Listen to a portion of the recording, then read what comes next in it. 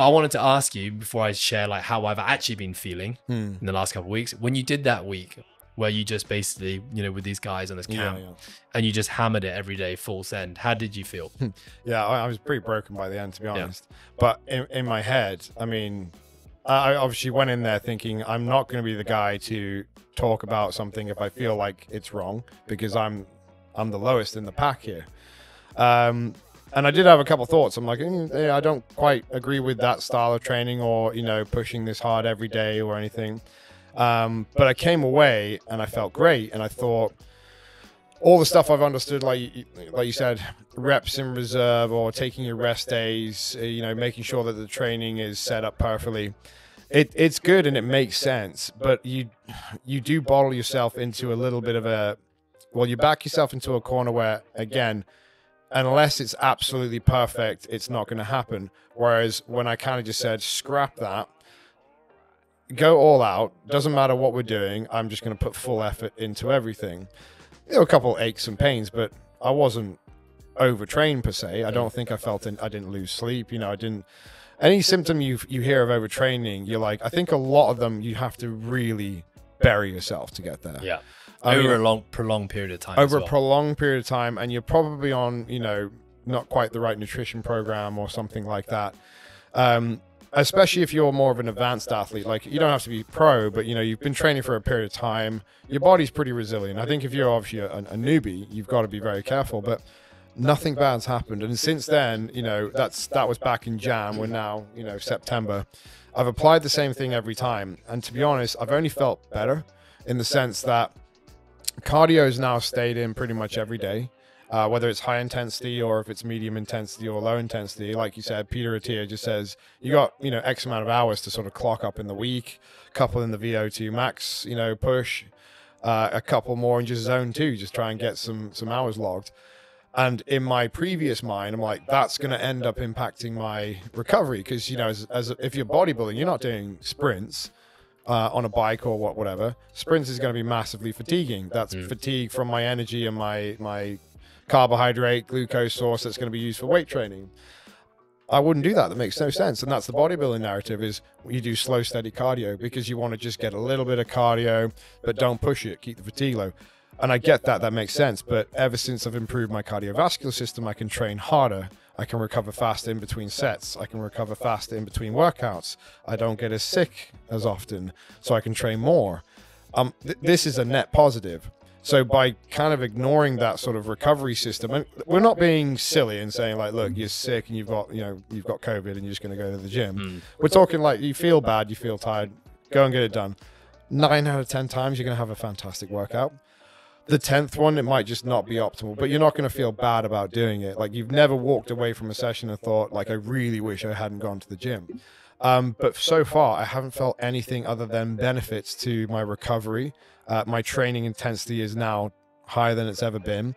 And I come away, you know, there's sort of like the overcoming the obstacle of, I feel really tired today. The last thing I want to do is go into a gym and load up on the weights that I know is going to hurt. This is going to be so uncomfortable. You do it and you feel so accomplished. And that gives me another mental boost. And I feel like, awesome. Another hurdle has been gone. And also another sort of, you know, tick in the box that I don't need to worry so much about those things like you mentioned. But you have to find your obvious, like your capacity. Yeah. You can't just full send every day and not care. There is also a lot of behind the nutrition. How good is your nutrition? Yeah, I think for a lot of people, the sleep thing is like, I don't know, you can't really fix someone's sleep. Like, you can give them suggestions. I'm on the Whoop and I do all the, you know, blackout blinds and the everything you need. If you're busy, you're waking up early, you're not getting much sleep. Do your best, but I'm just going to run on low sleep. I'll rely on nutrition to make sure that's tip top. I'll make sure I'm prepared for the sessions. I'll make sure everything's noted down. I'll get the music in. I'll switch the phone off. Like, these are the variables I can control.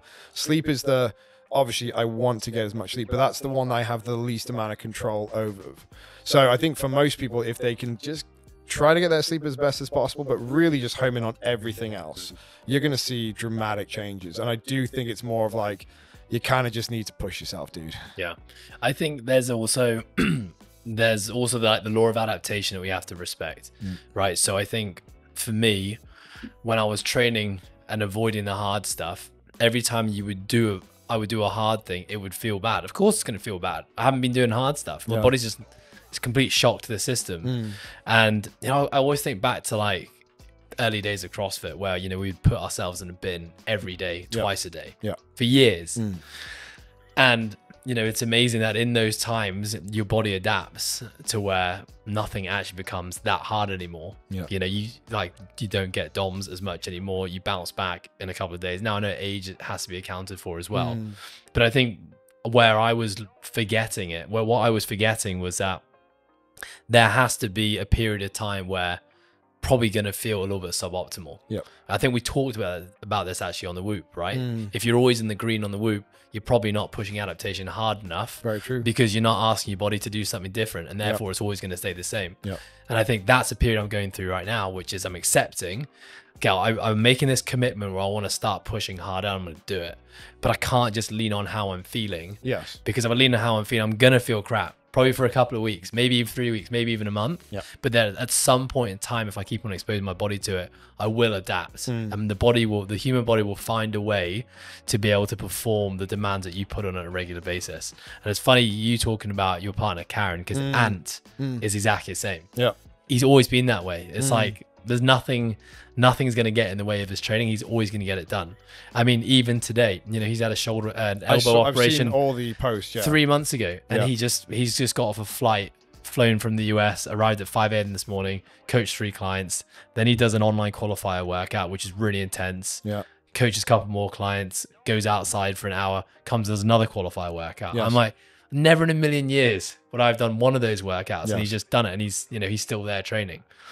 And you know, I think probably the last few years, you know, 5 years ago I would have been there with him. The last 3 years I've been looking and being like, you're just nuts. But also telling myself that you have something that I don't, because you're able to do it and I can't. That's my own narrative, right? But now I'm like, no, you know what? I can do it. I've just got to get there. I think that's been the big eye opener. Is I think you'll have a lot of people who say, like, even for example, like, if whatever method you do to track your nutrition, some people absolutely despise eating any like clean foods, or if they track, you know, their food on a scale, they're like, you know, macros, just keep me within my macros, or whatever. Like there's all these different approaches. So when people look at bodybuilders, and why do they eat the exact same food, exact same weight, at the exact, you know, they've got their alarm going off at every 3 hours to make sure you got to eat now. You're like, this doesn't make any difference. The time you eat doesn't change, or whatever. Like the food source, the rice, you can have potatoes, whatever. They're like, yeah, I know that, but I just eat the same stuff every day because that's what I do. And that's the same with the training. It doesn't matter what time of the day, whatever's optimal, suboptimal, caffeine, whatever. I just train. So I think the mindset is that 1% that they will do. They will take the extra 1% to make that little change, even if it, like you said, makes no difference to me in how you do it, what you eat, as long as it fits macros.